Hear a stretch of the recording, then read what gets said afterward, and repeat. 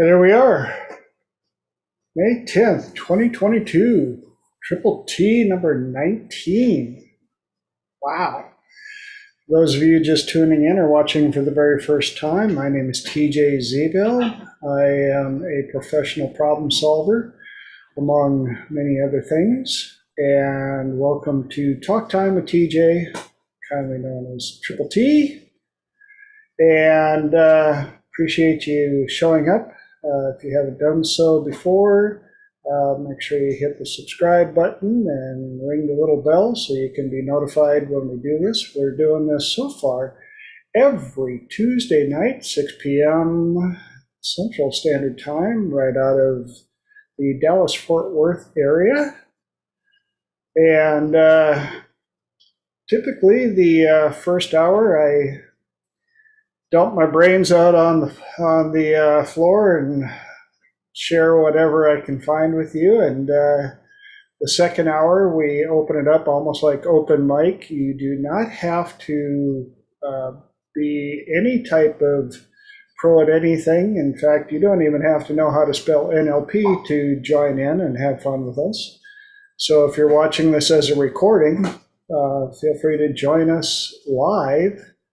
But now we've got some peeps on here, and I'm curious, how was everybody's week? Any ahas, epiphanies, great moments you'd like to share? Hello?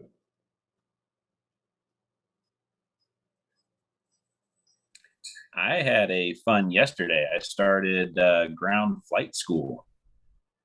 Really? Yeah. So that's fun. They went through introduction for the class. It's going to be, I think it ends in mid-June. It's 12 classes, 3.5 hours each. And they got just into aerodynamics and stuff. So excited. Right on. That's what I'm talking about. Yeah. So that's, excited about that. Well, let me know how we can help you, brother. So appreciate that. Yeah. Francine. I've been doing a class called Kijong for, I don't know, 6-8 weeks. Exercise. And yesterday, for the first time, I managed to put my head down and not fall over and not get dizzy and not, I only did it once though, but I still did it. So I was like, yeah, I can, so I don't think I have anything stopping me now. I can't say, oh, it's because of this or because of that. I can no longer say the brain injury is stopping me because it's no longer is, which is really nice, really nice. Super cool. That's awesome. Thank you for sharing that. Anybody else? That leaves two of you. I'm really excited for everybody else. That's awesome. Cool. Awesome. Linda won't be able to join us. She's actually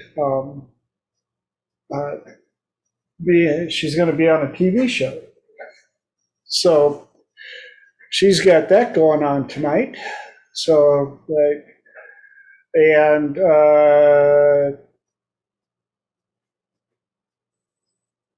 few other people have. It's a busy week. Lillian is in Costa Rica yet, as far as I know, so she won't be joining us. So those of you watching the recording of this, yes, every now and then we have more people, and some people will be trickling in. Actually, it's been kind of a light week for me as well. Been super busy around the property. I like to joke that I've got my project list whittled down to about 18 trillion projects to go. So I am making massive headway, kicking right on it. Which is why I need tea at the end of the day. So let's see what anybody got anything they want to throw out before I start into my finds of the week and see what we can come up with so far?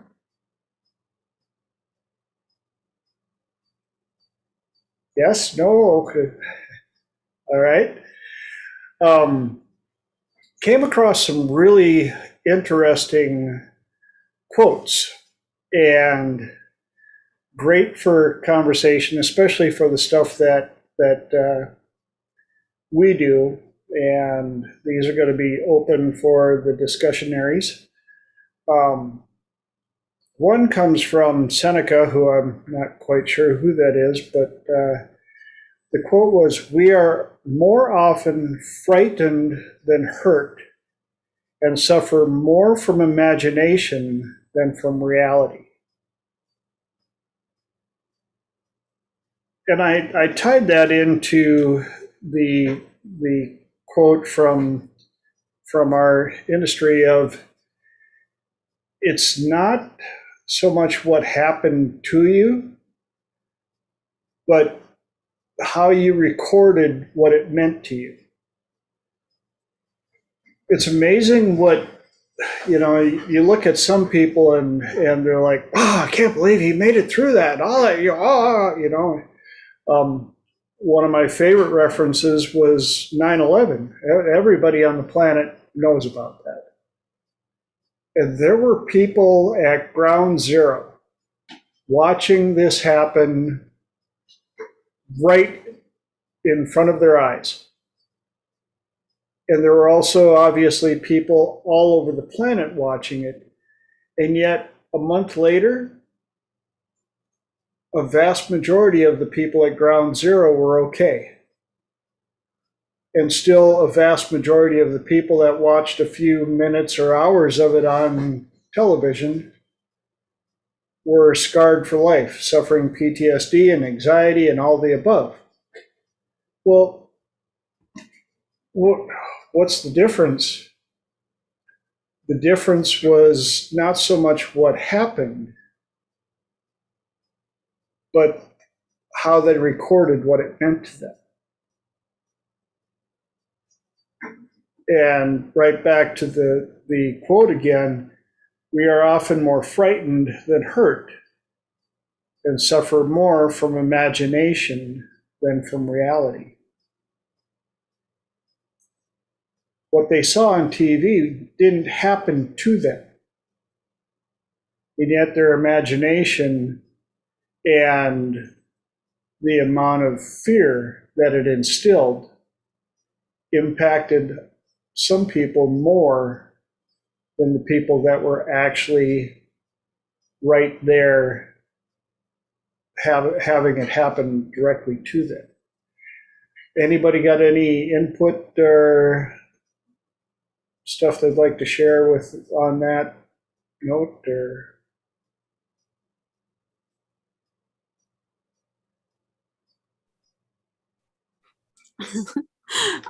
I think that's a really important thing to point out, is how you recorded it, because then we play them on repeat, and they get worse and worse when you play them on repeat. So really, his statement stands true, because when it's over, the actual physical event is over, but it's still open and running emotionally and mentally.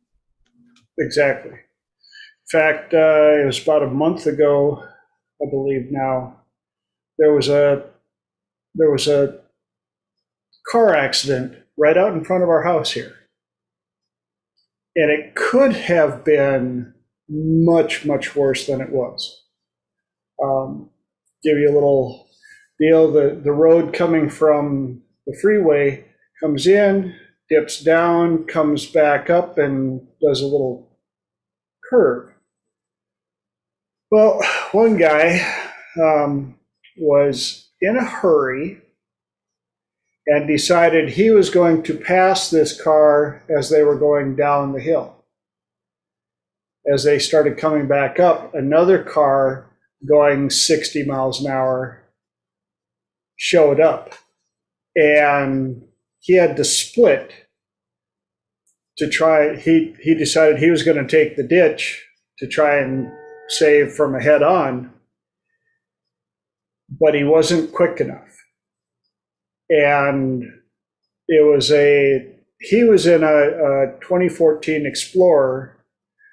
The vehicle coming over the hill was it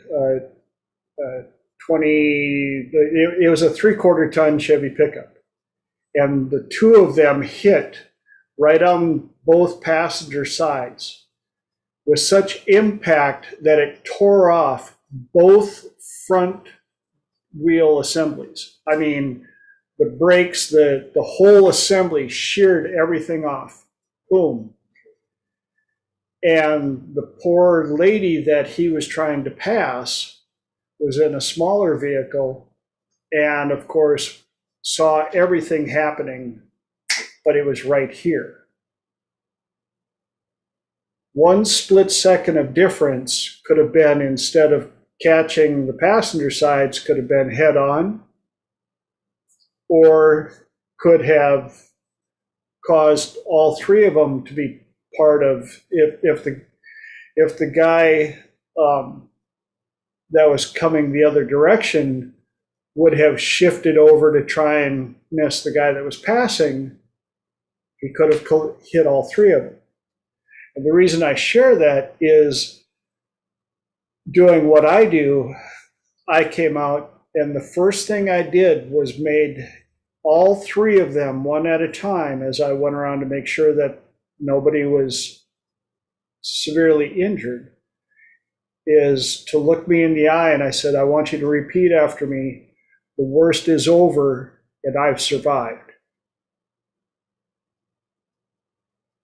And you could tell that, everybody's like on massive adrenaline dump. They're just, trying to figure out what the heck's going on. But you could tell the energy shift as soon as I was able to get them to say that to me twice, the worst is over and I've survived.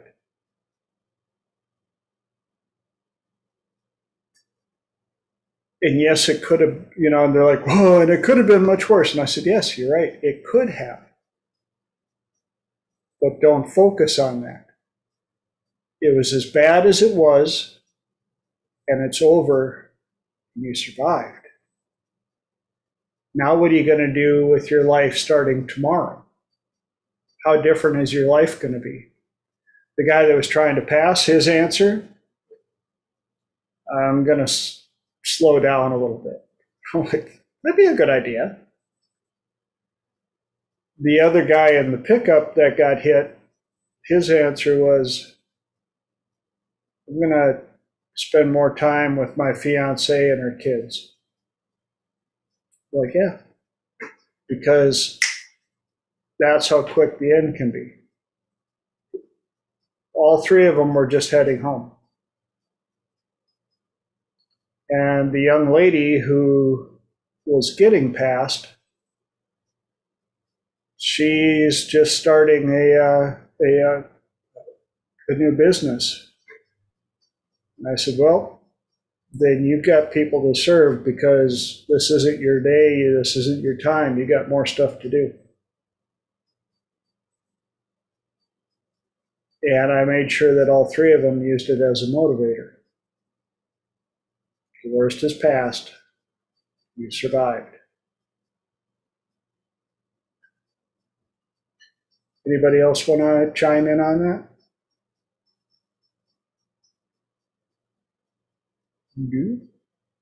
Okay. On to the next one. Oh, this is going to go quick.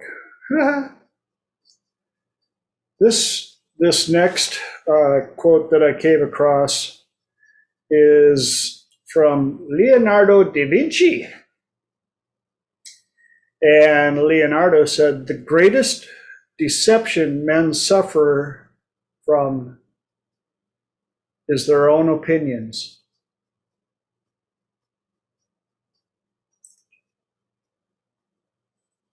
Let that one sink in, and I'm going to say it one more time. The greatest deception men suffer from is their own opinions.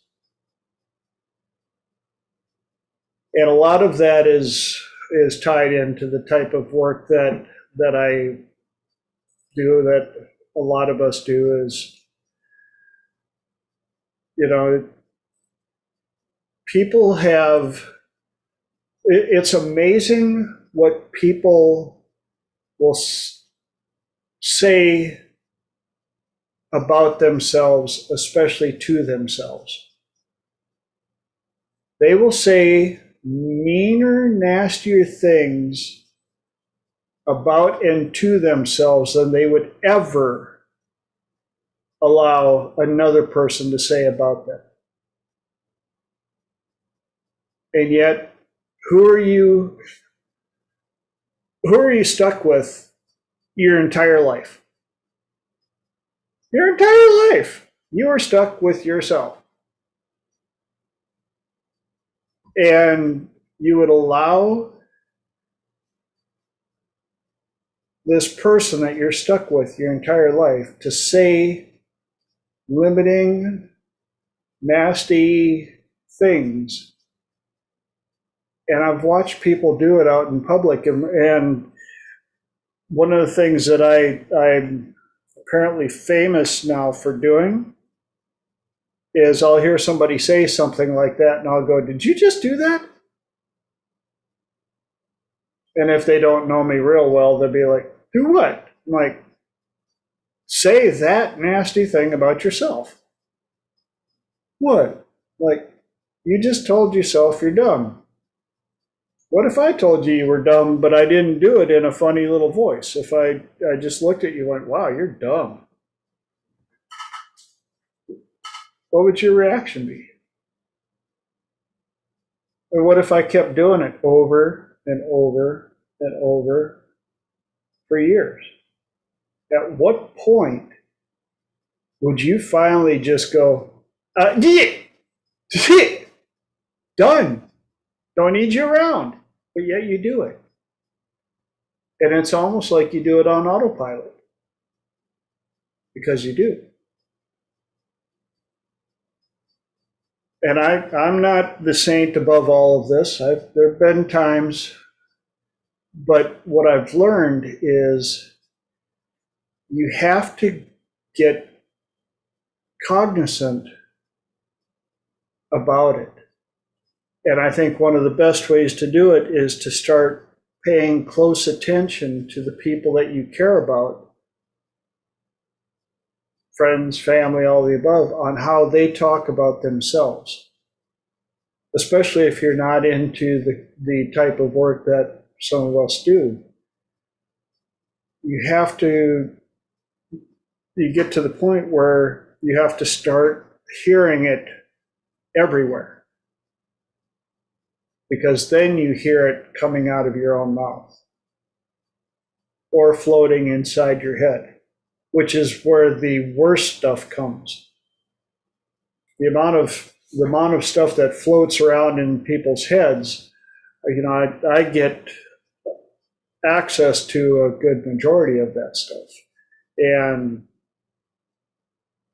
when I call them out on it, sometimes the look on their face was like, "I just said that?" I'm like, "Yeah."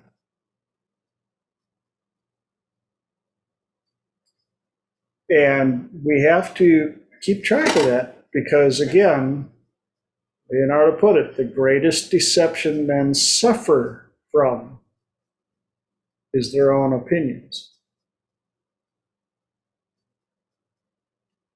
And I love some of the stories and things that we hear about, like, I wish I could do a direct quote and give validation to the person who did it, but one of the stories I heard about was a guy that never thought of himself as smart. In fact, he was pretty sure that he was one of the duller tools in the chest until he took an SAT test at school and got the results back, and oh, I'm brilliant. And so he started acting brilliant. And lo and behold, his tests went from here up to here. And he made it to college and did exceptionally well at college. And it wasn't until he graduated college and became a successful businessman that he found out that the year that he took the SATs, they screwed up the recordings of them. And he actually dug in because out of curiosity, because he was like, no. And found out that his SAT score was right in line with the level that he thought he was before he took the test. But because his opinion of himself changed that drastically, the rest of his life followed suit.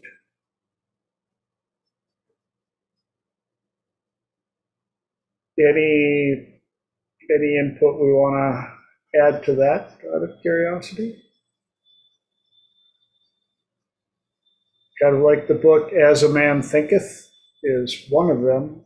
There's a number of books out there on, but Francine, were you going to add or? Yeah. I did, I'm not sure if it's an SAT, but it was at work they did tests to see our IQ. I lived in the UK at the time, and I was flabbergasted. I at the time, I had 136. That's apparently very high. And then it also came up that I'm very good with languages, but then yes, I speak French, German, English. Yeah, that's interesting that actually came up. Yeah, but I never thought I was smart. I still struggle with it. Yeah. Well, I speak English, Minnesotan, and Drunkenese, and a few words from a couple of other languages. So yeah, you got me beat there. Yeah, they even made me do a translation in Italian, and I'm not very good with in Italian. And the person who checked it actually thought it was average for a translation. I would have thought it would have been mediocre. But yeah, it's interesting, because yeah, we think we're not very smart, or we think we're smart. We're often wrong on what we think about ourselves. That's totally true. Very much so. And a real quick squirrel that I grabbed by the tail that was running by when you mentioned being able to speak languages. A lot of it again comes down to what do you do in available time. One guy that I actually got to meet at a business building type seminar, he had a job where he had to drive it was near LA. Traffic there sucks pretty much 24/7, 364 and a half days out of the year. And he was on average in his vehicle in transit 3 to 4 hours a day. And like most people, at first he was listening to the dumb announcer, the radio stations and blah, blah, blah. And he got a bright idea that he wanted to learn a different language. I think it was Spanish because he, Cali and LA. So while he was in his vehicle, he just started putting in these learn another language CDs. And when he mastered Spanish, he was like, well, that was easy. And so he kept doing it. And it didn't take him long before he had mastered 9 different languages. And he was doing it out of boredom and fun of learning until somebody found out that he could speak 9 languages fluently and mentioned to him, you know, that's a pretty marketable skill. He was like, really? Yeah, his income pretty much increased tenfold. His work environment was much, much better because the company that hired him allowed him to work from home and flew him to different locations where they were setting up new businesses because he could be bilingual and get all the stuff working together. So there are opportunities around.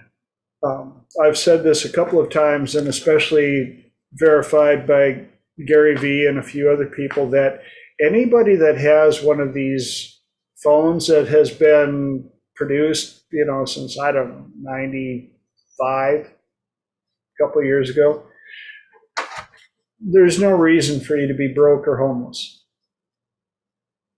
It's a choice. And yes, I'm going to torque off a couple of people with that, but it is a choice. I spent 14 years in California, San Diego. Homeless rate is through the roof. And yet the amount of panhandlers, when I would show up and they would come around asking for money, and I'm like, what kind of work can you do? Well, what does it matter? I just want money. I'm like, well, I'm looking for some work. Can you do? I don't want to work. I just want some money. Well, here's a banana. I don't want a damn banana. You don't? And they would move on. They didn't want food. They didn't want work. They just wanted money. It was a choice. And again, Gary and there have shown the amount of income that you can make off of this one little tiny device will sustain you, if not change your life. So I've told many people, especially students, younger people, every second of every minute of every day we make choices. Some of them are itsy bitsy teeny tiny. Some of them are huge. And some of them will change your life.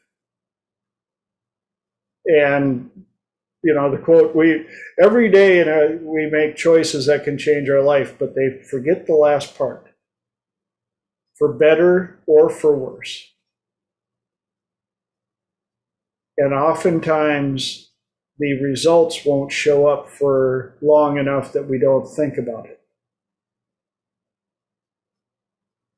So we have to think about where we want to go, which, here we go, another squirrel, comes to future pacing and setting goals and envisioning your future. So many people are running forward on hope.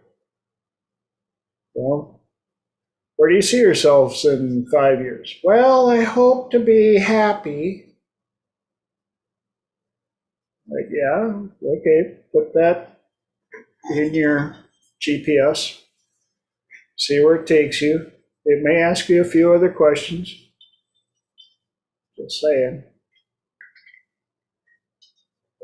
But if you set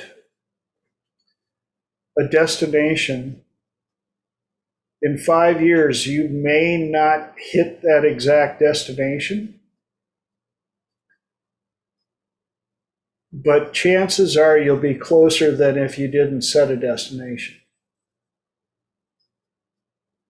Like I've told a few people, if life is on a scale of 1 to 10 and you're so far cruising at 5 and you set your future plans for 8 because, hey, 8 is better than 5. And in 5 years from now, all you've hit is a 7. You're still 2 notches above. But what if you hit a 9 or a 10?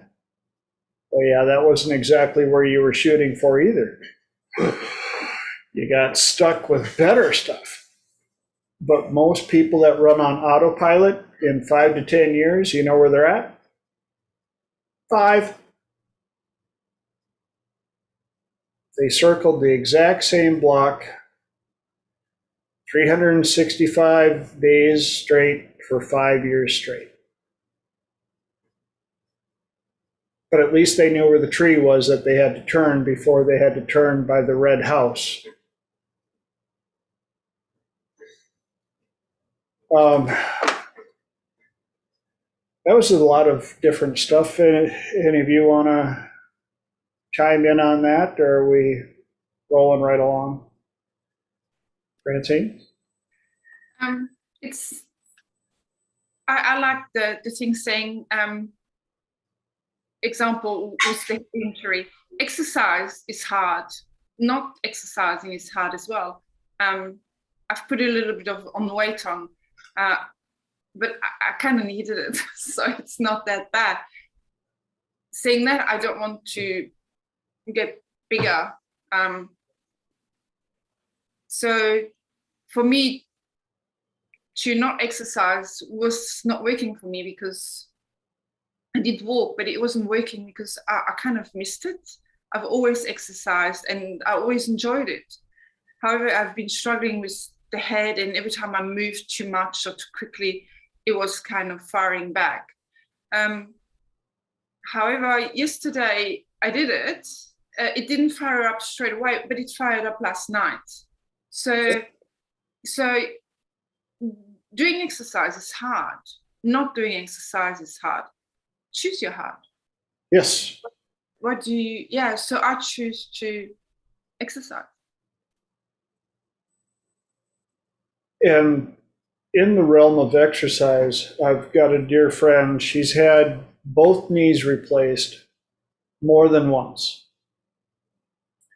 And she's overweight, doesn't like to exercise because it hurts. And I said, well, do they hurt now? Well, yeah, they've been hurting for the last year. I said, so it hurts without exercising. Well, then if it's going to hurt when you exercise or if you don't exercise, which one is a healthier hurt? Well, and I said, and what kind of exercises are you doing right now? Well, none. I said, well, what's that doing for you? I said, have you checked into exercises that aren't hard on your knees? Well, I can't go to a gym or anything. I said, yeah. So have you studied office chair exercise? And she was like, what? I said, look it up once. While we're on the phone, go ahead, put in office chair exercise. I said, can you raise your legs? That doesn't put weight on your knees, but can you? Oh, yeah. I said, good. Now what's your excuse?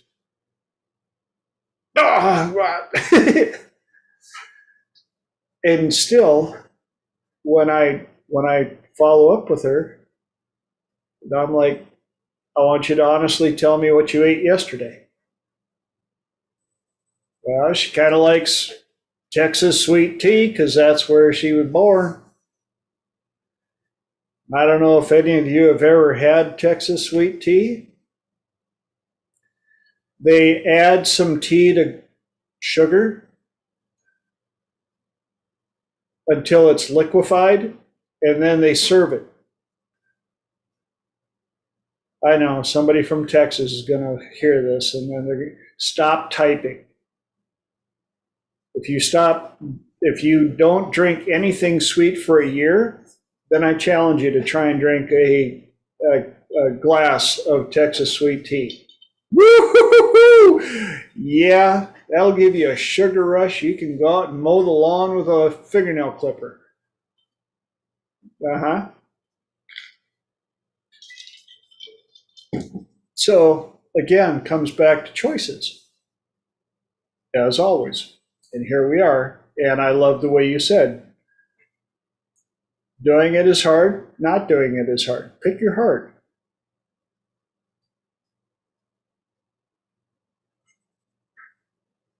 Being dumb is hard. Learning is hard. Pick your heart.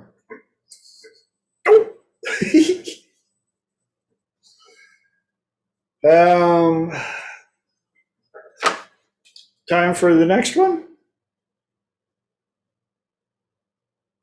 Here's one. Fits right in. Care about what other people think, and you will always be their prisoner. From Lao Tzu.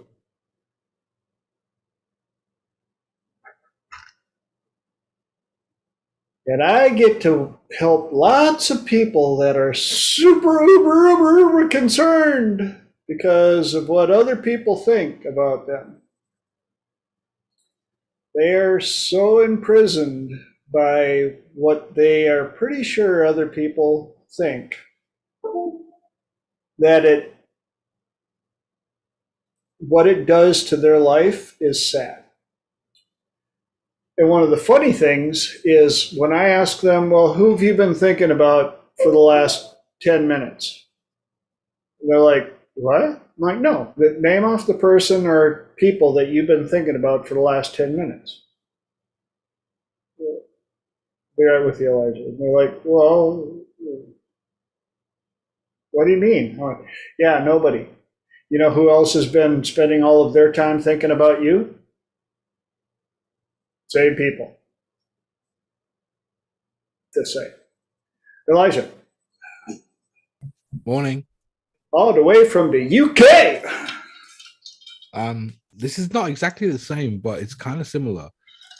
I had some counseling towards the back end of last year, and one of the things that we discovered and that came out of that was that I used to do things that I thought other people wanted, right?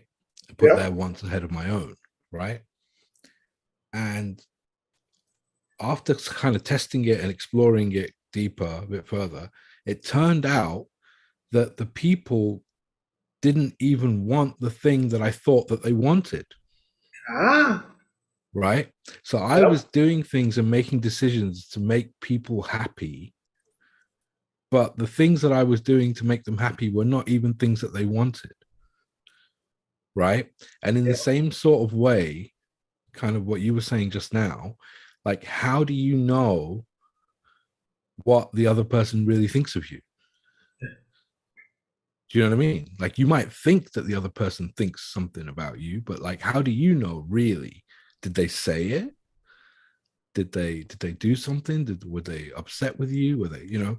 And so actually there is a great freedom in kind of accepting that you yourself might be wrong, like I was wrong, and that it's okay to be wrong sometimes. You know, we all make mistakes. It's all part of learning and growing up. And yeah, I just wanted to share that because it was very liberating for me to realize that my efforts were, you know, at first it was really frustrating. I got really angry that, you know, that my efforts have been for nothing. But then I realized the weight that's come off my shoulders, that there's no point even trying to figure out what they want because there's no way of me possibly reading someone else's mind. Yeah. You know, so unless you have that kind of open communication relationship with those people that are close to you that you want to do things for and help, you know, you may as well not stress yourself out and just do things that are beneficial for you. And, you know, if they have a problem with that, they can say it. And if they get something out of it, then that's cool too. So thank you. Yeah. And thank you for sharing that. One of the, I had a family member who has clinical paranoia and was positive that people had been posting nasty stuff on the internet about them.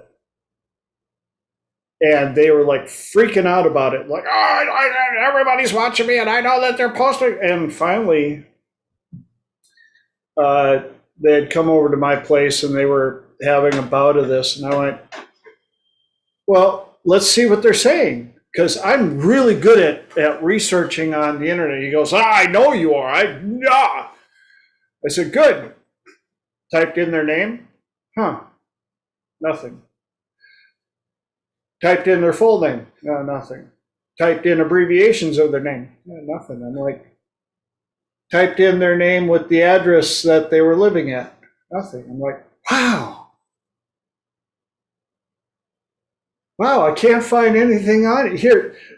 But let me show you. So I typed in my name. Oh, look at all that. Yep, there's my address. Oh, there's where I lived before. Oh, there's where I lived before that. Oh, yeah. Well, let's try my dad's name. Oh, yeah. Yep, look at there. Yep, there's, yep, that's on there. Okay. Well, let's try mom's name. Oh, yep, look at, Let's go back to your name. That's spelt right, correct? Yeah. Nothing. Wow.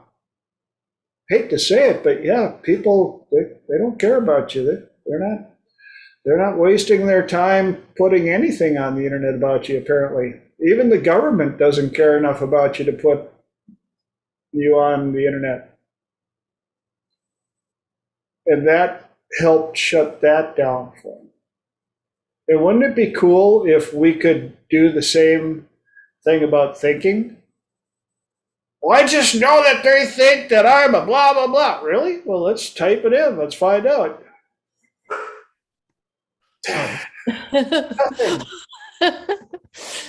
What's worse than being talked about? Not being talked about. Yeah. like, wait a minute. I was pretty sure they all hate me. You mean they're not even talking about me? At all? Like nothing? Well, I'm going to have to try harder. Well, pick your battle. I mean, and it goes right back to, the part of, in NLP, we call that mind reading. Well, I just know that I know that they think. I know you're thinking that. Okay, I appreciate the mind read, but what if you're wrong? I appreciate your mind read, but yeah, that's not what I was thinking.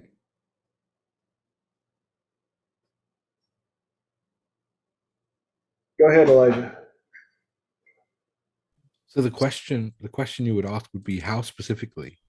Yeah, that as well. Yeah, how specifically are they? Because when you ask how specifically, they're gonna give you some kind of, the evidence that they're using to reach the judgment that that's what's happening. And so they might say something like, oh, it's just the way he looks at me, or I get this feeling, or whatever. And when they use one of those VAKOG, one of the senses to describe, like, oh, it's the way he looks at me that makes me know that he doesn't, you know what I mean? Then that's when you can find the problem, like the association. Like, what is it about that look that makes you know that they don't like you, And then they will, because people don't think about that. It's for them, it's largely unconscious, right? Yep. They don't know that they're making that judgment is based on some kind of rationale or logic or belief or whatever from like probably a long time ago, right? But they don't realize that they've made the association in this particular situation. So that's how you would kind of uncover it. That's it. And go ahead. No, I'm done. Well, I was going to say, and who do we mind read the most with some of the meanest stuff? Friends and family, because we know them the best. supposedly. Well, I know my mom thinks that I'm just blah, blah, blah. You know that? You sure? And then I follow up with, well, are you over 18? You're an adult now. Doesn't matter what they think, because now you are making your own decisions every day, and you don't get to blame any of them on who your parents are, where you grew up, who your friends were,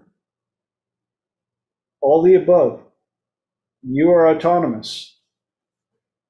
And one of the things I had to say to a few of the college-educated adults, I use that term lightly, was, yeah, you're not at home anymore.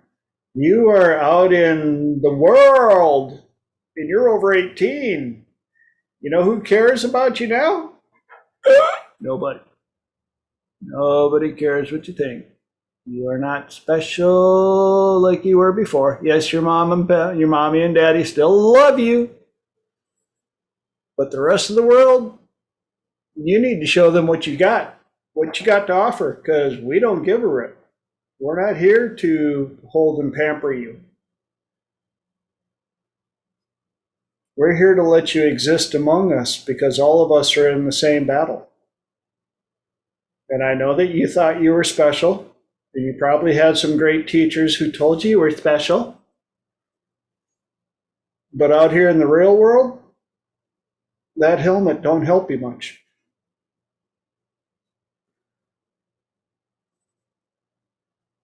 And our crayons out here aren't flavored. Yes, I know. Stop typing. Put the email down. Yes. And for some of them, that was a really, really hard pill to swallow. Because to get to college, they were the best of their class. And then they went to a place where all of the best of the classes were, and they were no longer the best of the class, and they were no longer the standout student. And if they went to a school like mine, where first through sixth, the whole class was 30 kids, and then 7th through 12th was 300 kids, going into college can be kind of a little eye-opener, like the teacher may not even remember who you are at the end of the year. Oh, but I'm special. Look, I've got a 12th place ribbon on my wall, and I've got 17 participation trophies up there. I'm special. Well, you better go back to where they gave you the participation trophy, because you don't get one today. Yeah, I know that was a little dark, a little rough, but somebody out there needed to hear that. Which brings us to the next quote for the next 10 minutes. And I wish I would have been able to figure out who actually said this, but it's pretty in line with what we're saying. And that quote is, if you're not willing to do more than you're getting paid for, you'll never get paid more for what you're doing. Giving is one of the laws of the universe. You have to willingly give and graciously receive. And if you have to think before you give, you're trading, you're not giving. I'll read that one more time. If you're not willing to do more than you're getting paid for, you'll never get paid more for what you're doing. Giving is one of the laws of the universe. You have to willingly give and graciously receive. And if you have to think before you give, you're trading, you're not giving. One of the rules that I've heard oftentimes about tipping is if you are waffling between two numbers to leave for a tip, leave the bigger one.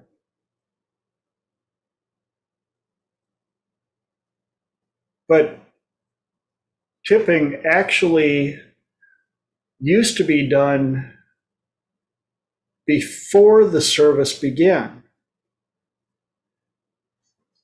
The word tip in that environment stood for to ensure proper service.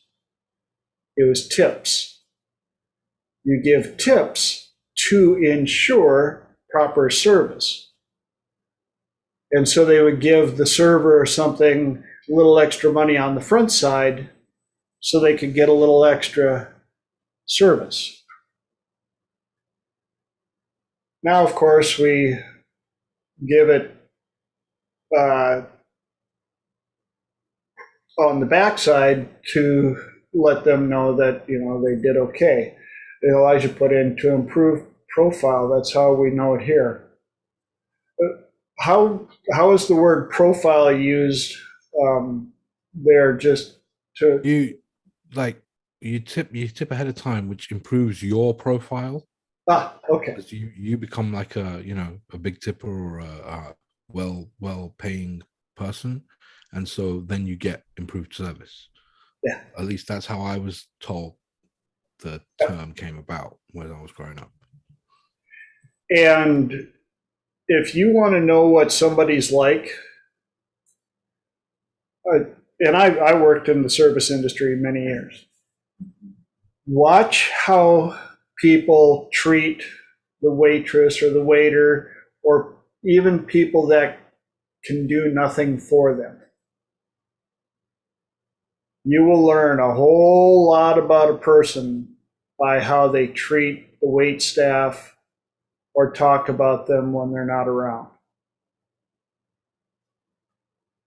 And also by how they tip and why they justify tipping that amount.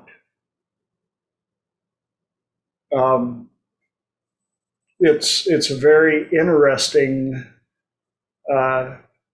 deal. If I've had people like, man, you get to know everybody that works in restaurants. I'm like, yeah, because I've done it. I've been the server. I started bartending at 17 because I was over 6 foot tall. So they didn't realize that I wasn't 18 yet, which was the legal age to start serving alcohol. But again, it was in my hometown where 187 people, everybody knew everybody anyway. It was to the point where I knew which drink to set in front of which chair at what time. Yeah, then Mr. Steidl's going to be here in about 3 minutes, and he wants a whiskey sour, 1 ice cube. 1. Not 2, not 3, 1. That goes right there. And if somebody sat there before he got there, I'm like, that seat's taken. What? Yeah. Well, I'm sorry, I didn't see a glass. Oh, it'll be put down in about 3 minutes.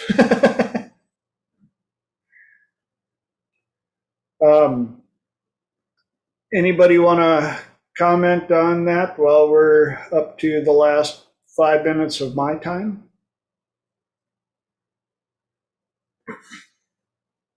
Bueller?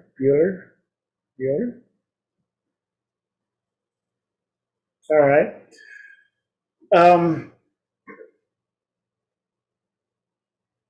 I had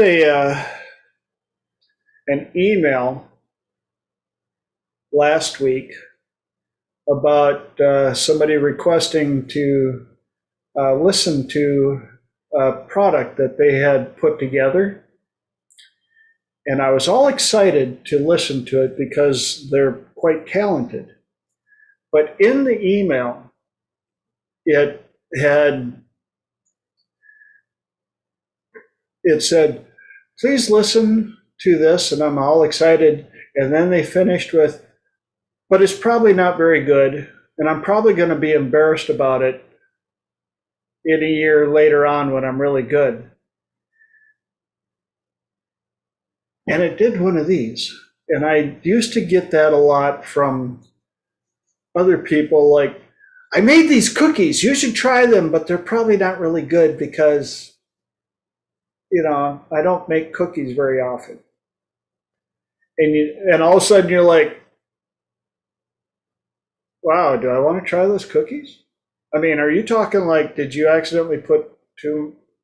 They're not going to kill me, right? I mean, I was super excited when you brought out, I love cookies, but like, you got to try my soup. It's a brand new recipe, but it probably won't be very good because, I don't know, I've never tried it before. And the reason I say that is there's so much power in expectation. And setting up the belief, you don't have to oversell. I was always told that you undersell and overprovide. But if you're going to sell, don't take it away. Don't shoot down their expectation before they can try it. Or if you're going to do it strategically,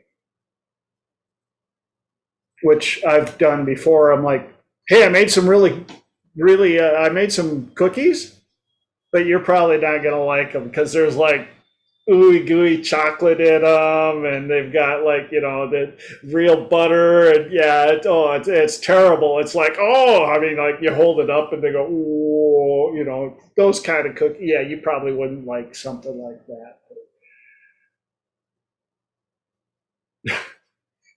Francine's going, Now I want to try your cookies right now. Come on, where are they? Yeah, right. But I bring that. What's that? I love that. The way you actually, you want the cookies. And you describe the perfect cookies, you know what I mean? And that's how you might not like it. I love that. Thank you. But that. I bring that out because I hear it all the time. And it bugs me because it's sad, because it can you imagine if your doctor showed up and goes, and I'm all excited about your operation, but it's probably not going to go very good, so buckle up.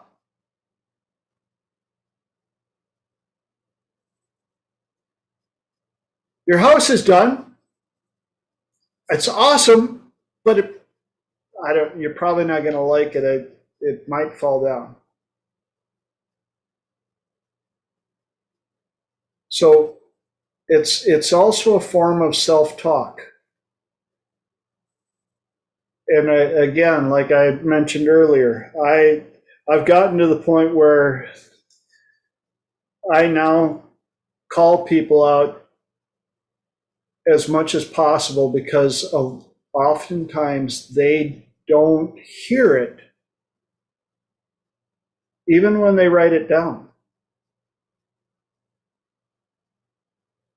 Our worst critics are ourselves. And if outsiders said the type of things that we say to ourselves, most of the time we'd want to throat punch them. How dare you say that to me? And yet we say it to ourselves over and over. And the problem with hearing something like that over and over, eventually we start to believe it. Especially if it's from somebody that we love. And you got to love yourself, because you're stuck with yourself your entire life. Oh my gosh.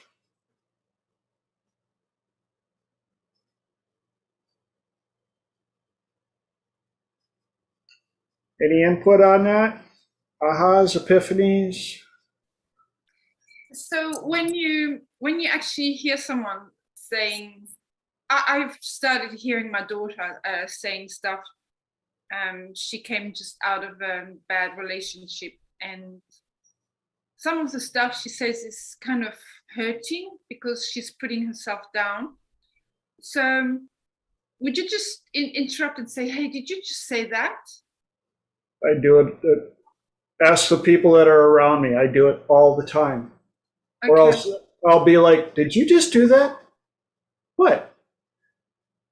Did you just let your favorite person tell you something limiting like that? So that's it's as simple as that. You just actually say, did you just say that? Yeah, did you just say that? Yeah, I'll try it. I'll let you know. The interesting part is the amount of times that they will be like, what? Because they didn't hear it. It has become so much autopilot that it's just like having an accent. If you got an accent, you don't know you've got an accent until you're around somebody that has an entirely different accent. Yeah, I don't have an accent. Yeah, neither do I, especially when I go back to Minnesota then, you know. But it was funny because I'm such a chameleon that when I travel, I would pick up accents quite easily.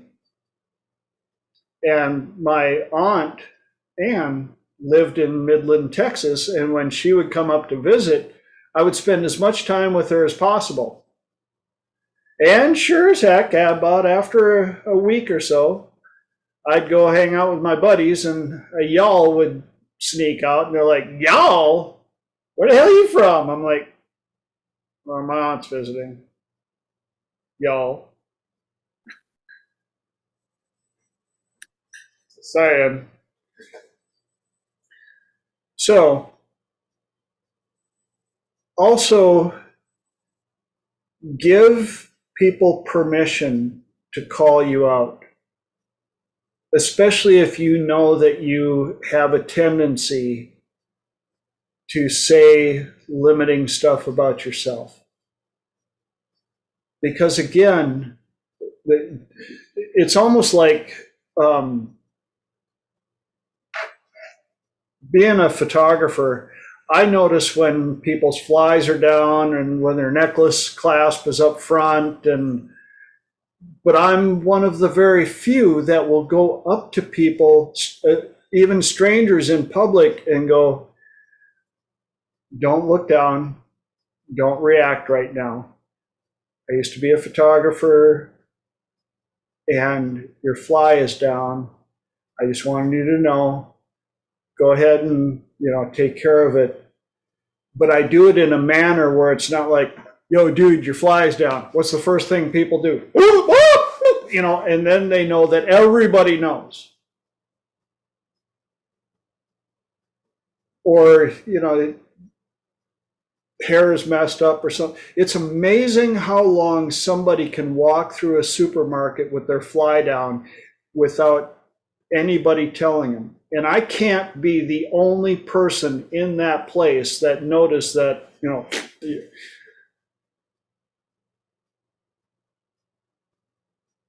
But I think we're at a point where we're so afraid of offending or having people think that we're weird, or, having to go through the discomfort of calling somebody out or something like that, that people at this point just won't say anything.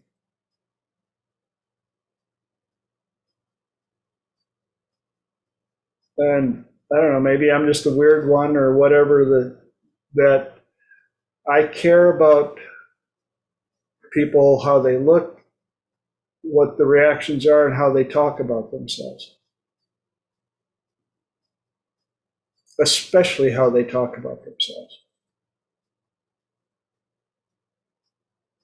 And the worst part is, or the best part is, or however you want to look at it, I have to police myself as well. Because sometimes the human side of me will pop out, prove I'm not a robot, and I'll screw up and I'll do, oh, that was stupid. No, that was a learning opportunity. I'm not stupid, I just did it wrong this time.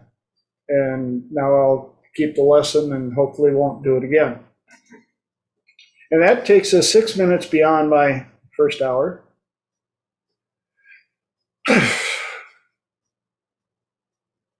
Any ahas, epiphanies? Anybody want to share anything? And now it's open mic. Is there anything anybody would like to bring to the table for help or advice or input or any of the above?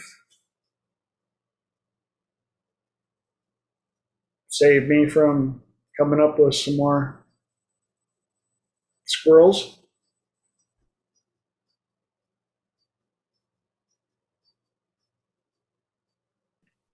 Okay, TJ, change a not so fantastic week into a fantastic week.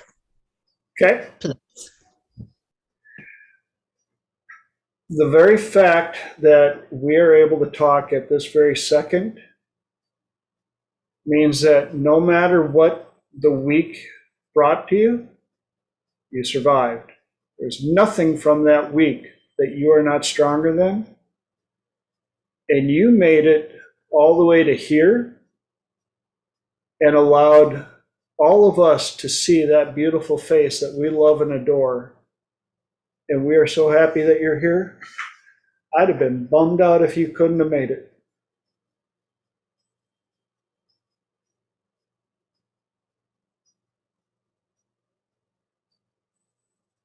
I got lots more, but I'm just watching you. Could I ask a light reflection of who pooped in your canoe? Circumstances and my own mind.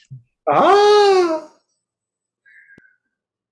the own mind. That's the nastiest one right there. And you tuned in a little bit late.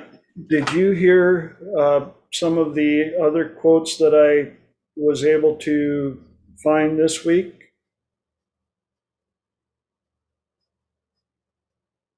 I don't know what I missed. I can't report back on that. Lenora's got her hand up, and then I'll share a couple of the other quotes that I had that kind of add to that. The one that I like that it kept making me think of, especially for Fran, I think this will apply, the Jim Rohn quote that says, "Stand guard at the doorway of your mind." So when you're, and I think this kind of applies to the first hour. So that was probably a lot of the excessive yawning on my part. Some stuff processing, because you really do have to be on guard so often, and we're watching other people and noticing as it comes in.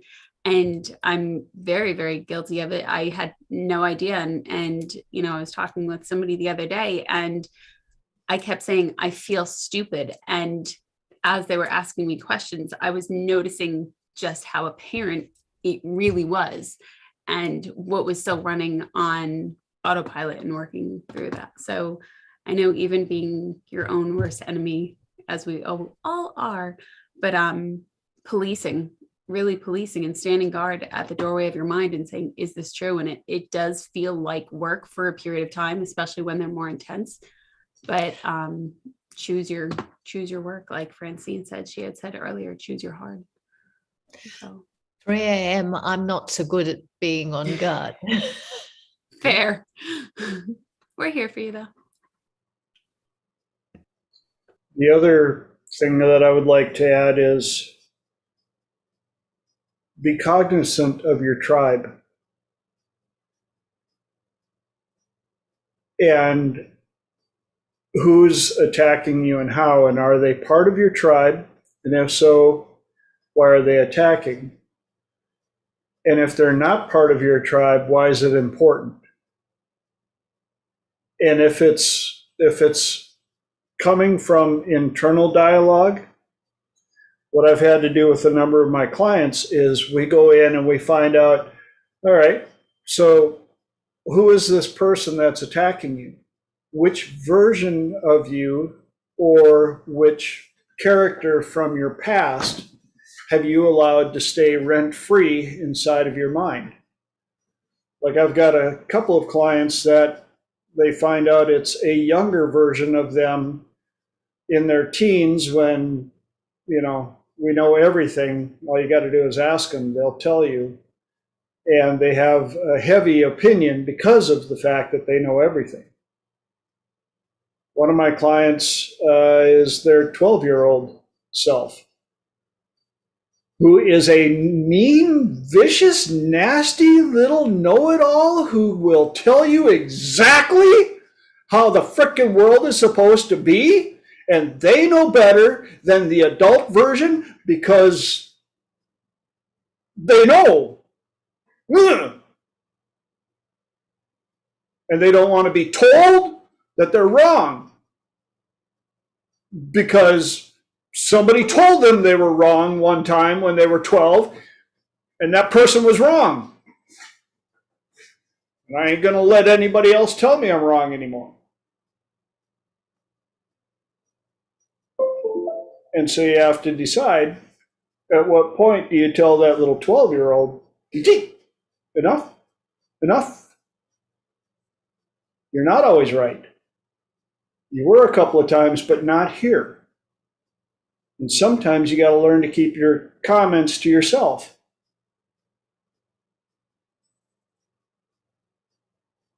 Yes, Francine.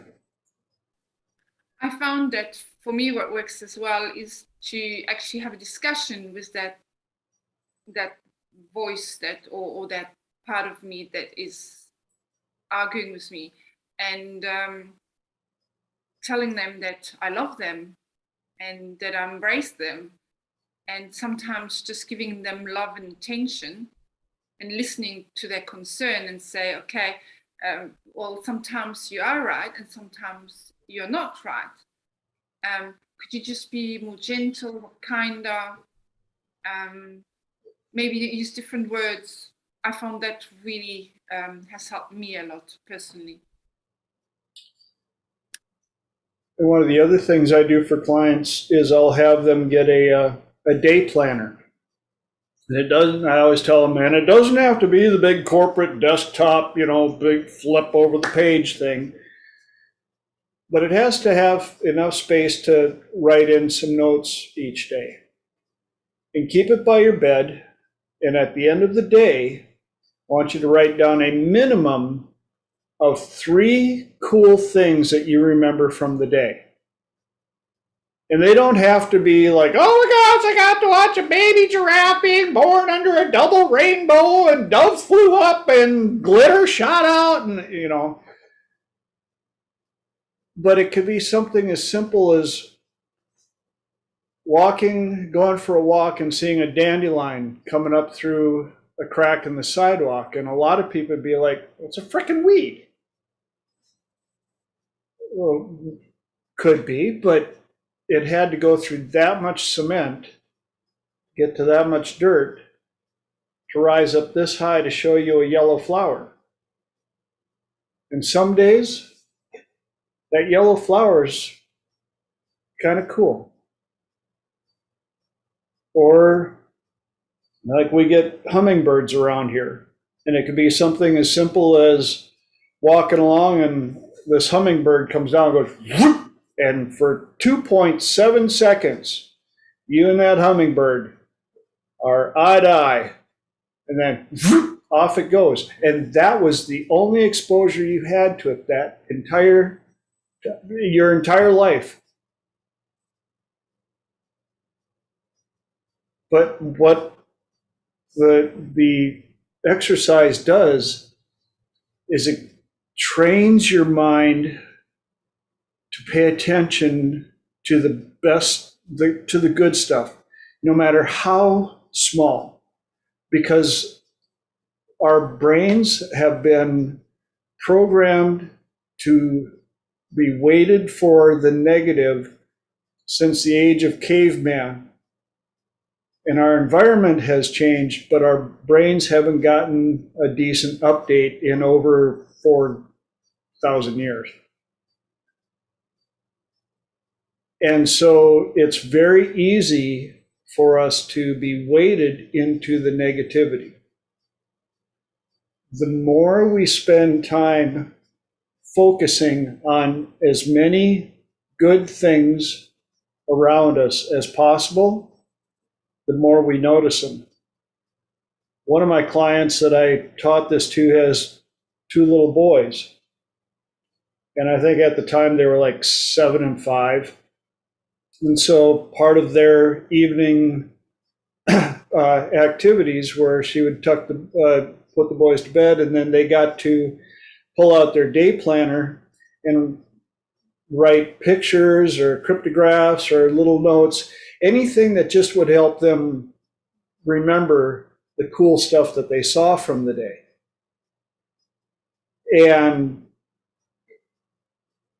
one night they did that, and she goes to bed, and a little bit later there's a little knock on her bedroom door, and she opens it up, and it's her oldest son.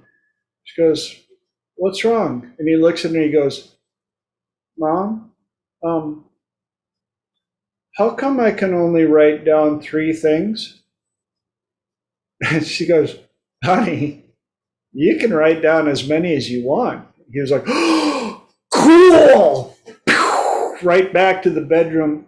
And she said that kid notices the most amazing thing no matter where they go, whether it's a good day or a bad day. He notices all, and he can tell. She said if you ask him she likes to ask him now during supper, "All right, so what's the highlights of the day?" And he'd be like, "And there was this red flower, and it had the yellow, and then I saw this bird, and it was like blue, and when it was flying, it did a flip flop, and and he couldn't.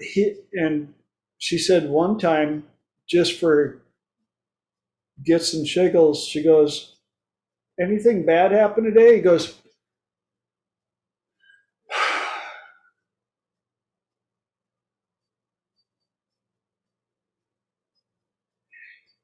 "Yeah, I lost. I lost a quarter. I can't find it, but I'll find it." And most kids that age, that would have been their entire day would have been surrounding, "I lost a quarter and my whole day sucks, and oh my gosh, where am I?" You could give the kid $1, but he'd still be lamenting that he lost the quarter. So, and Dr. David pointed out in one of the studies, unfortunately, because of the weighted deal between negativity and positivity, they've shown that our weightedness it takes about 6 units of good to negate 1 unit of negativity. And that's a pretty heavy balance. We will be more bummed about losing $1 than we will be happy about finding 6.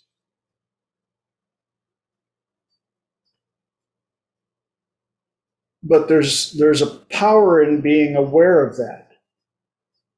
When you realize that it's not an even trade. It's not like, "Oh, I lost $1, now I just need to find one."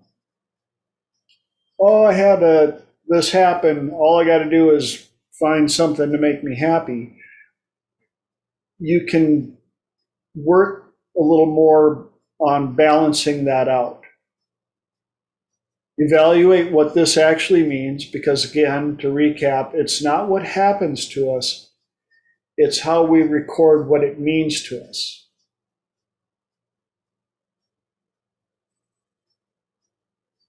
Some people can go through what we would consider absolute devastation and loss and be like, shit.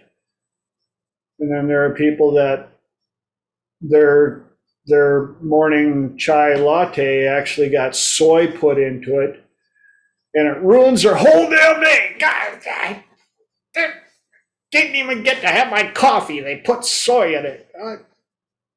Whole day is ruined.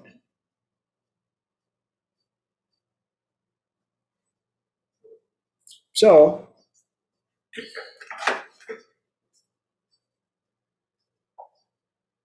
Leonardo da Vinci, the greatest deception men suffer from is their own opinions,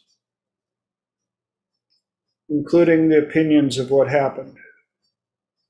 Seneca, we are more often frightened than hurt, and suffer more from imagination than from reality. Those were two in the beginning. So, my dearest Fran, with all the amazing things that you've accomplished on this, I know what we can do. Do you know how to pull out your timeline, dearest?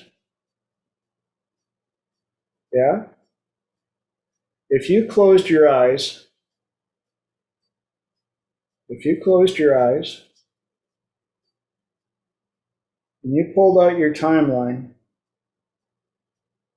stretched it out in front of you so that you could see the time passing by like a slow-moving freight train, every second of every minute of every hour, clicking by past in front of you. And you could look down one side to the past all the way back to conception, and look the other way, all the way forward to the end of days. And you could see the time going along and know that it's still clicking. And now if you could just reach out to both ends with your hands and squeeze your timeline down. Go ahead, grab it and squeeze that timeline down all the way down until it's just the width of your shoulders.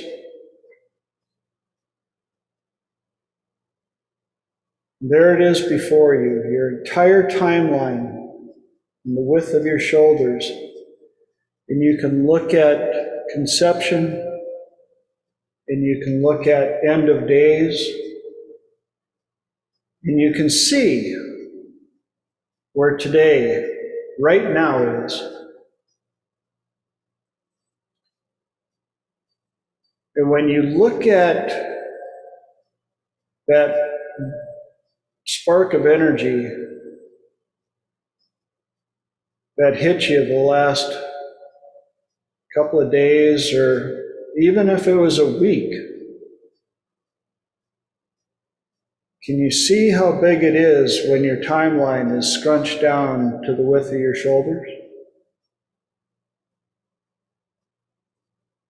And when you look at the amount of time left between today and end of days,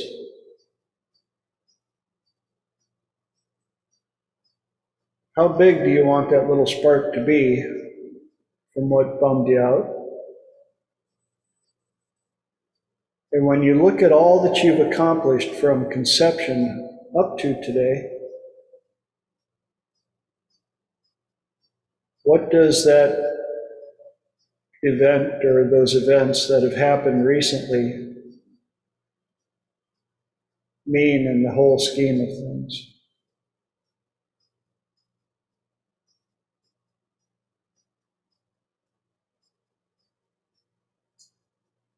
And then you can decide what color or colors of energy can you put on that little blip, that little dot, that little pin of light, and put it into your timeline. And the cool part is, because it's so small when it's crunched like that, you might actually affect not only last week, but you might put some of that good stuff into next week, maybe even 2 weeks in the future. So when it's crunched down, 1 month is still pretty small. When you've got all that good energy covering that little blip, I want you to go ahead and take your timeline and crunch it down even smaller. So small that you can put it right into the center of your heart.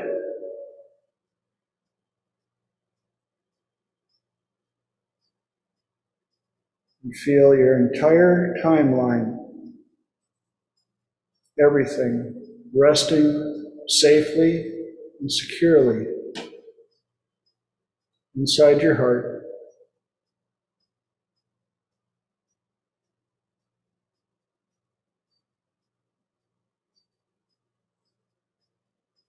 There you go.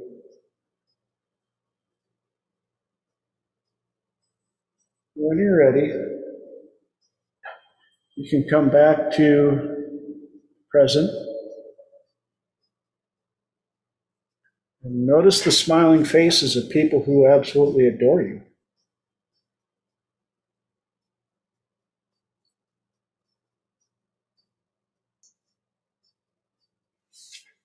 How do they do that?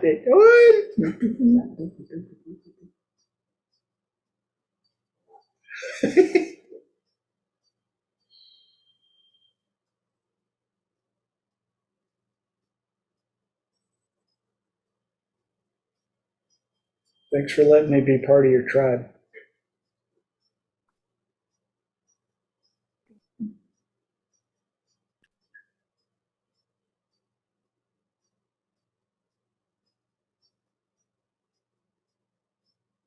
Yeah, exactly, Francine.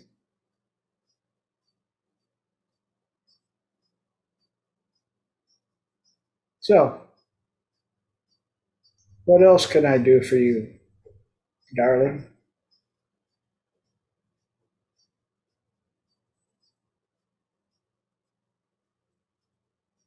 I could yodel for you. Didn't see that one coming, did you? Neither did I. That squirrel jumped right on the road, and I was like, yodeling.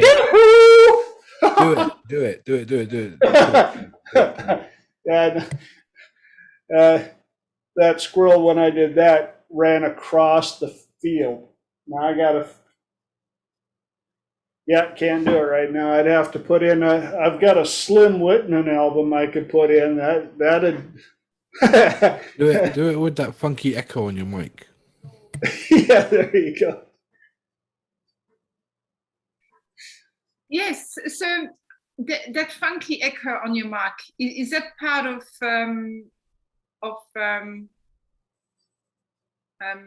Zoom, or is that like something? No, I've got a mixing board that I add that in. It's a preset that I set up.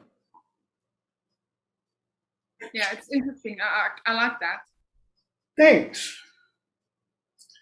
I like, especially when clients have their headphones in. I had one young lady that first time I worked with her, close your eyes at that, and did that. She comes out of trance. She was like, it was like you were right inside my head. It was so cool. Like, good, it worked.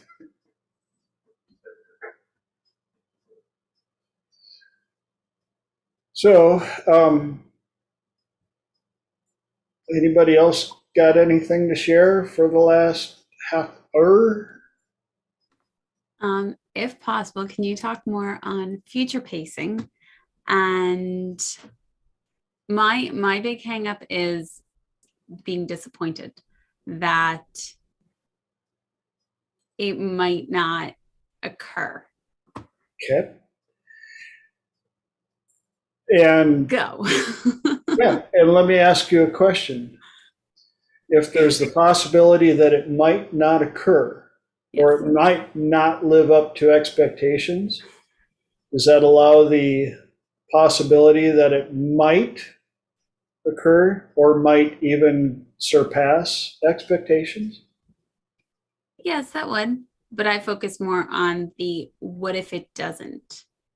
And if you're future pacing,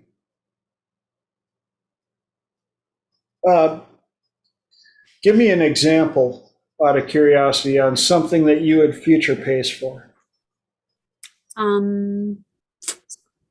The pretzel dips.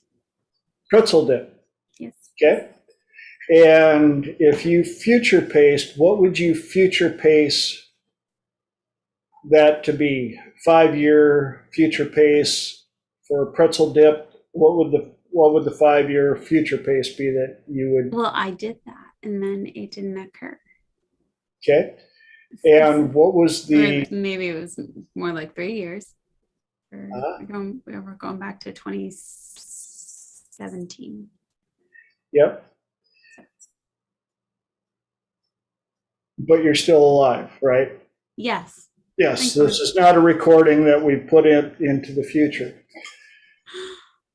Did you gain any lessons from that experience? Yes.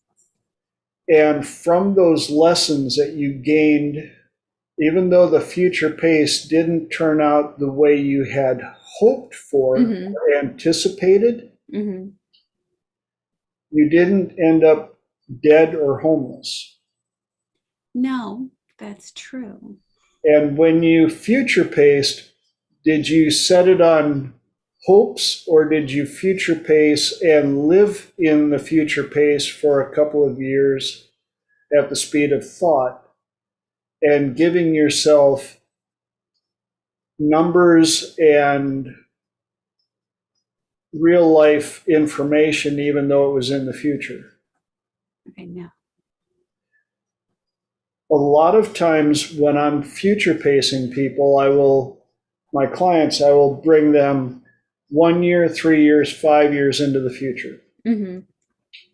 Have them live in that lifetime. I tell them, notice where you live, notice what you drive, notice who you hang out with, notice your work schedule, notice your bank account. Spend a few days in this new reality, walk around the area where you live, stop in front of a mirror, and notice how you feel about the person looking back at you. And in doing so, one, it will sometimes uncover a landmine in the road that we weren't aware of. That allows us to go back and often those landmines are belief systems or knowledge. I got so big that I had to hire other people. And then at the 5-year mark, I have them live it, do all the above, and then turn back and look back at where they are at the present time to figure out what that trajectory looks like, what it feels like. And I also let them know that you do it hundreds of thousand times at the speed of thought so that when T's and Y's in the road show up, you don't have to spend so much time lamenting, do I go left or right? Because you've already done it. It also lets you know that if things are starting to go downhill a bit, you're not going to freak out as much because you know that success rarely ever looks like this. It's not a straight line. It is a jagged, and you keep working your way upward Mm-hmm. and forward.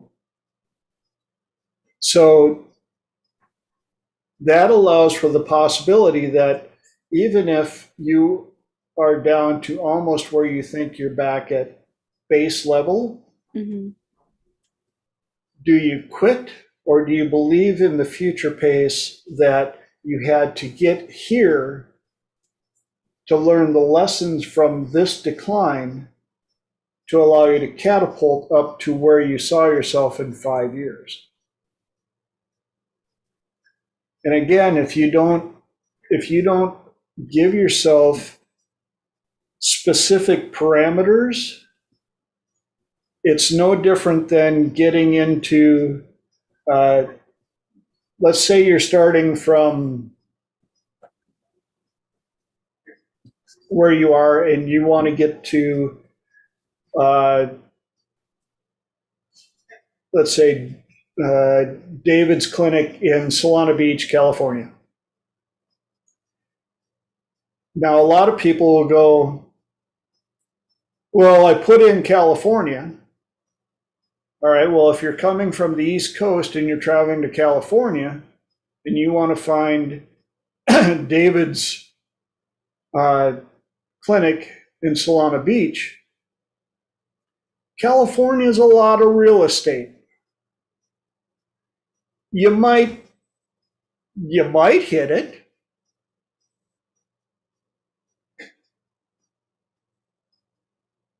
Or you might not. And the more specific you can reel in your 5-year preload, the better your GPS setting is. But what happens if you change your mind or you want to do something else? And then Reroute. You what? Reroute. No, seriously. Reroute. Life is, trust me, you know how many reroutes I've had in my life? Yeah. But part of that was on two things. One,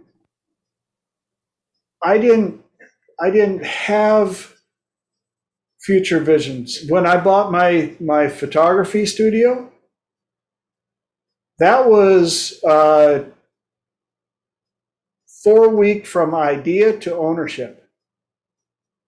I mean, like, I had a job. I had a job and I had my DJ business and everything, and I'm DJing for a prom, and the guy with one of the most successful photography studios in the area is there to do prom pictures, and we knew each other, and he's like, hey, you like taking pictures? Yeah, why don't you buy my studio? I don't know. 4 weeks later, signed on the dotted line, and I owned a photography studio. And I didn't pre-map out what that looked like. And I would probably still be doing it today if it wouldn't have been for the economy taking an entire dump, which outside of my control. So yes, there is a possibility that something could happen along the way that will cause a major derail. But without the future pace, that's why all the big corporations are constantly doing forecasting. And they're always looking ahead to what do they have to do to get to their forecasted predictions. Because they know that if they don't do that, the chances of growth are greatly diminished. It also helps if you know why you're doing it. It allows you to stay better on track. You know, I get corporate, I've had a couple of corporate clients that, you know, I'm trying to build the business bigger. And because of Simon Sinek and a few other people that I followed, I started asking them, you know, what's important to you about your business growing bigger? Is it the ability to show it on paper? Is it the ability to have more employees and more headache? And are you going to be able to make more profit by having more people, or would you rather just make your own business more profitable? Are you looking for profit or growth? Because they're not always the same. So when you future pace, even on your personal life, personal growth, things of that nature, you can put in values and criteria, and it helps you understand, why am I doing this? I even have clients for weight loss future pace as to what they will look like in 5 years. Because if they can spend an amount of time in their new body and be able to stop in front of a mirror and see what their body is capable of, they are more likely to go through the hard choices that will get them there and do the work that it takes to get there. If I could show you a picture of what your business could be in 5 years, and it's here, are you more likely to work and build towards that than if I just say, you know, if you work hard, you can be somebody someday?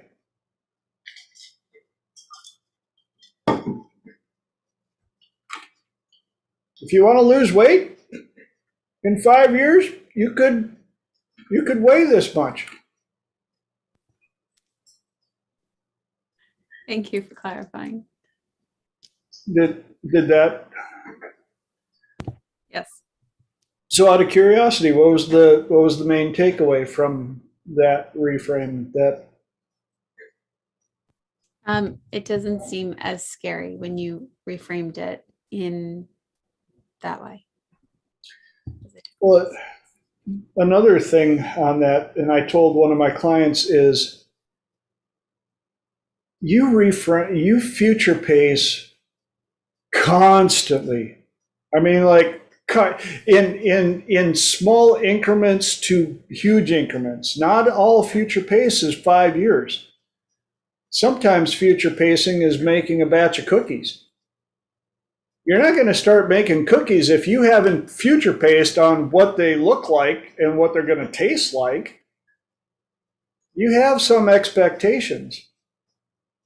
Now, sometimes a squirrel runs across the road and you lose track of time, and those cookies don't turn out exactly the way you future paced them.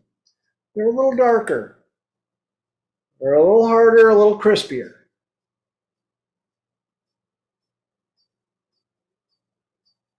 But as long as a lesson was learned, leave the squirrels alone, let them run on their own, keep an eye on time. You can future pace another batch with some certainty to what they may look like and taste like and all the above. Anytime that we go for a drive that's longer than the length of our driveway, we have a certain amount of future pacing involved. This is where I intend to end up in 32 minutes.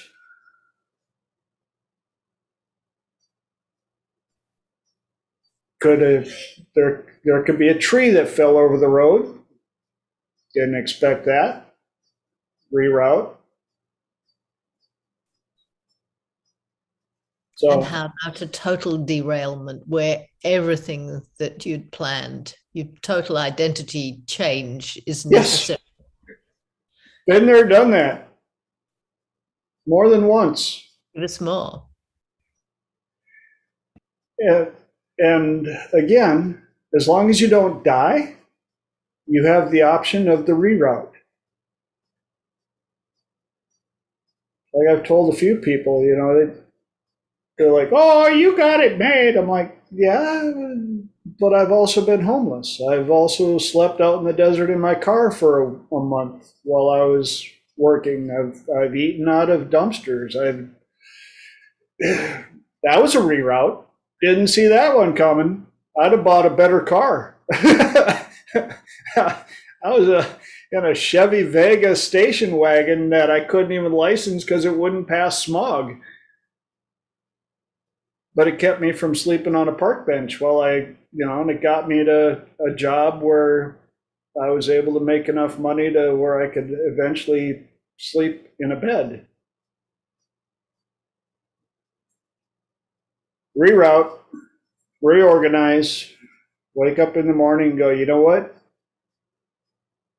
Still alive. So guess I'll make it. My mom freaked out when she found out I was sleeping in a car. She's like, "Oh my God, honey, let me save you money." I'm like, "No, I'm fine, Mom. I know how to take care of myself."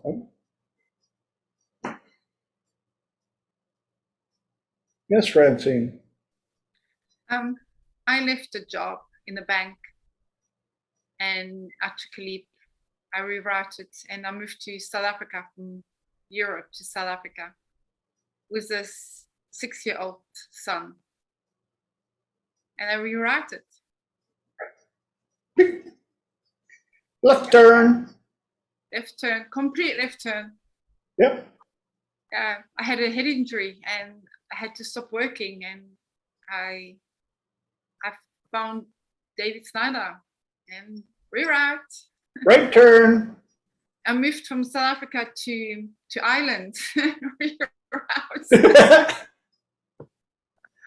Yeah. And from London to Australia. Yeah, so done plenty of those, but it's great. I love it. I ended up in Europe because of a reroute left turn. I had a great job as a bar manager, and things were going good, and business was picking up big time, and the stuff that I was implementing was working. And the owner found out that I was apparently too young to be operating a bar. Didn't matter what the books were saying.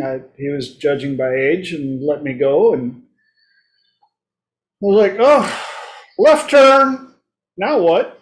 And one of my patrons was over here on a work exchange program from France through the University of Minnesota. And I just had this epiphany. I'm like, "All right, fine. I'm going to go to Europe."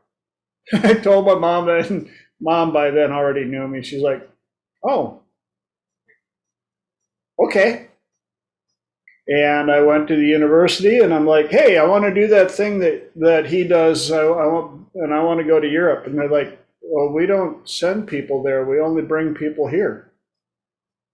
I went, "Cool. So the motor's all set up. All you got to do is put it in reverse."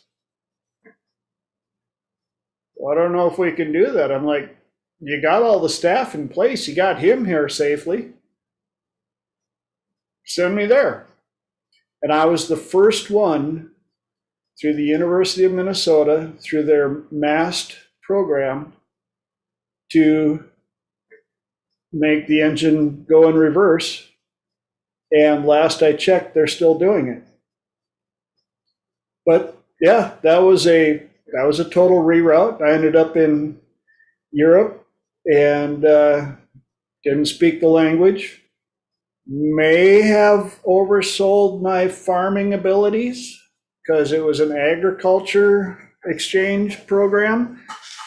Ended up on a dairy farm near Bourg-en-Bresse, France, in a house that was built by the owner, who was this tall and built all the doors nice and tall at 6 foot tall.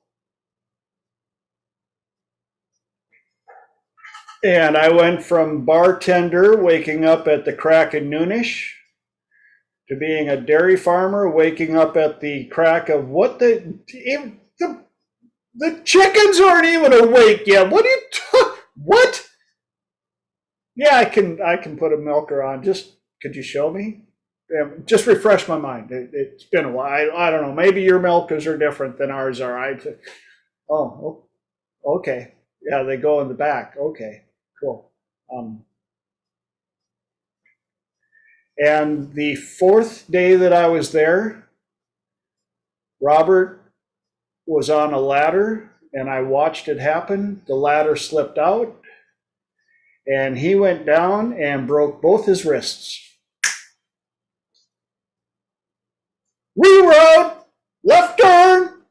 I went from farm help to farmer in 4 days in a land that I didn't speak the language, in a profession that I wasn't very proficient at. Left turn. Yeah, I couldn't future pace that one to save my ass. That one wasn't even, woo! But you know what? I'm still here. And I get to tell this story till the day that I die, and there might be somebody who finds it interesting enough to tell it beyond that. And one of the really good quotes that I heard also is, everybody dies twice. The first time is when you take your very last breath on this planet and this body that you're in. And the second time you die is when nobody remembers who you were. And some people will probably never die. Abraham Lincoln, chances are he will never suffer that second death. Unfortunately, some people purposely will live so small that they almost suffer the second death before they take their last breath.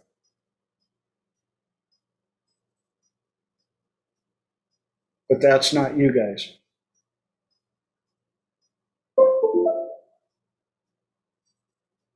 Because I know you, and I'll remember you for as long as I can live. Which brings us to another squirrel. See it right there. Squirrel. One of my clients realized that she's been going through a lot of growth this year, and recently attended a function and realized the people that used to be in her tribe, a vast majority of them are no longer qualified to be in her tribe. And she was getting really bummed out about it. And I said, there was a quote that I had to take to heart because I've gone through a massive amount of growth as well. And that is that not everybody is set up to be in your life forever. Some stay longer, some stay shorter. Some only cross your path to teach you something and then they're gone. And you have to accept that you're not always in control of who that is or how long they're there for. Enjoy the time that you had or have. Embrace the lessons that they brought and gave you. And keep looking for people who fit your tribe. Because there are people out there looking to join your tribe. They've been waiting. In the same fashion that we have all met somebody at some time and realized, I've been wanting to be in your tribe forever. Forever. I'm so glad you showed up.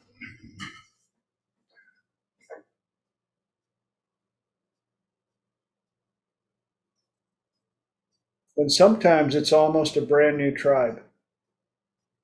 I know. I've moved a lot.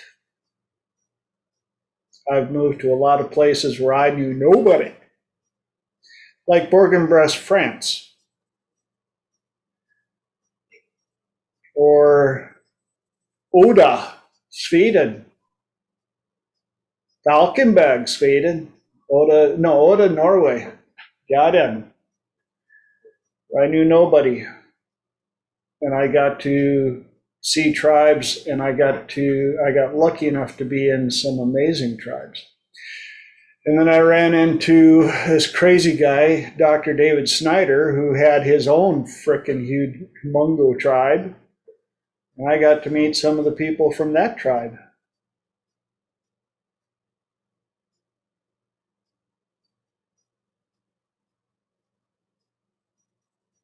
And some of y'all are here because he let me into his tribe.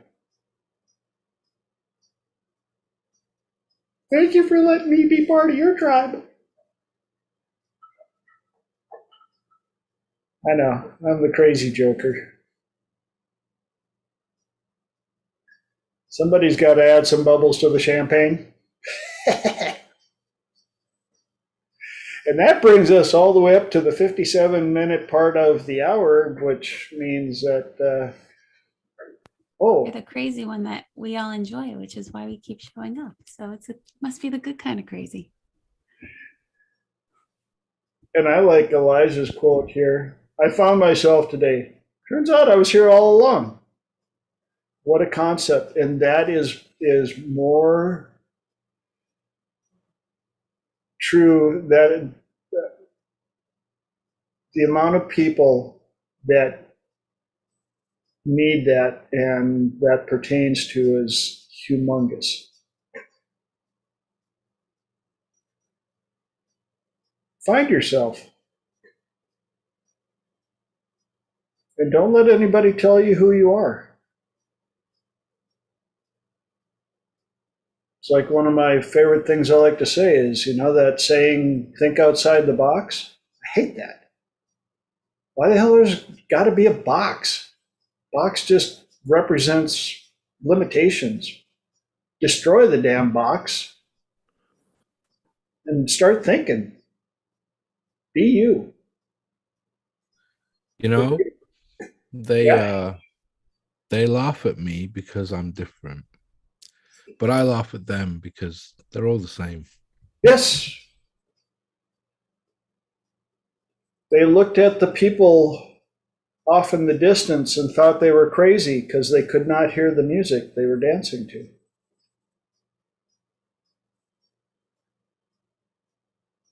I don't care if they can't hear my music. I'm going to dance anyway.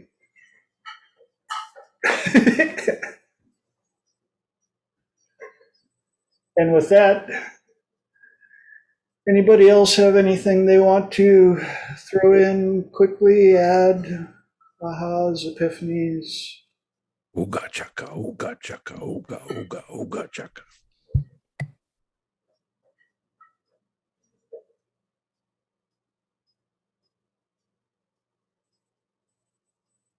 I've got 2 tickets to paradise, won't you?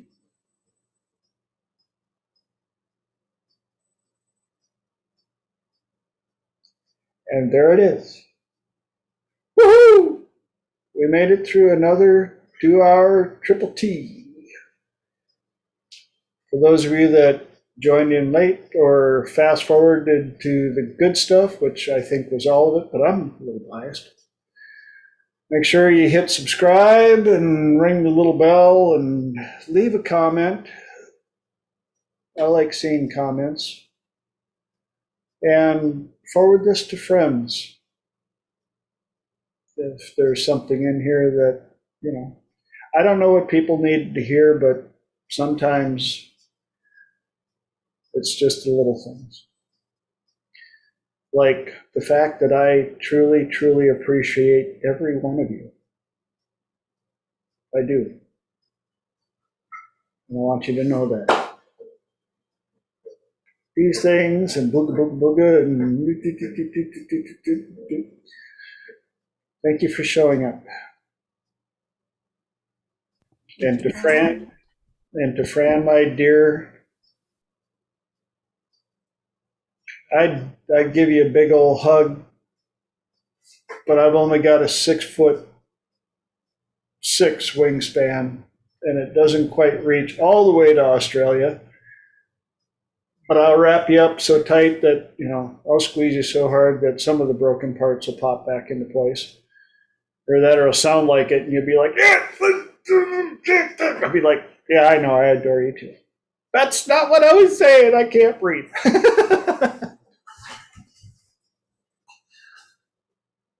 Lenora, I interrupted you. I'm sorry.